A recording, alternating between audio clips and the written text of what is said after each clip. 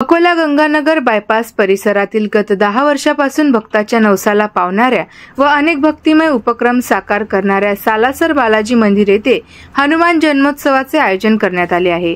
सालाबाद प्रमाणे यावर्षीही हा हनुमान जन्मोत्सव शनिवार दिनांक 12 एप्रिल 2025 रोजी आयोजित करण्यात आला असून यात अनेक कार्यक्रमांची रेलचेल राहणार असल्याची माहिती सालासर बालाजी सेवा समितीच्या वतीने गुरुवारी आयोजित पत्रकार परिषदेत देण्यात आली।